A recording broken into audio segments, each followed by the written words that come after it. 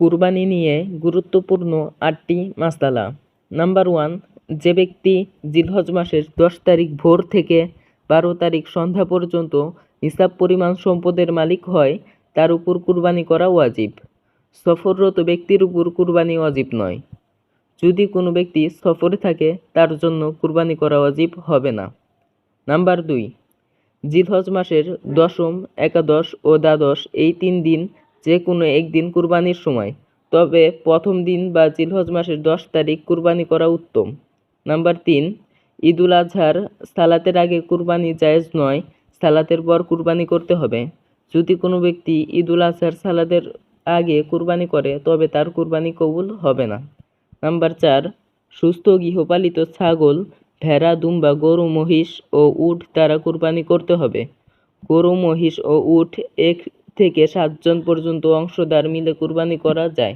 ছাগল, ভেড়া ও দুম্বা কেবল একজনের পক্ষে কুরবানি করতে হয়।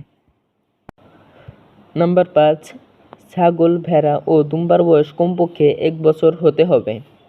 গরু ও মহিষের বয়স কমপক্ষে ২ বছর হতে হবে। উটের বয়স কমপক্ষে ৫ বছর হতে হবে।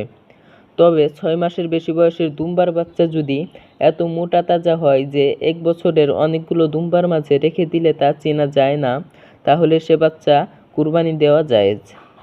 কিন্তু ছাগলের বাচ্চার বয়স ১ বছর না হলে কুরবানি জায়েজ হবে না। ৬, কুরবানির গোশত সাধারণত ৩ ভাগে ভাগ করা হয়, যার একটি অংশ গরিব ও অভাগীকে দেওয়া হয় এবং এক অংশ আত্মীয়-স্বজনদের দেওয়া হয় এবং এক অংশ নিজের জন্য রাখা হয়। এইভাবে ৩ ভাগ করা মুস্তাহাব।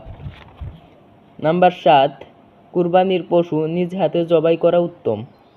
নাম্বার ৮, কুরবানির পশুটিকে কিবলার দিকে মুখ করে দক্ষিণ দিকে মাথা রেখে একটি ধারালো অস্ত্র দিয়ে বিসমিল্লাহি আল্লাহু আকবার বলে জবাই করতে হয়।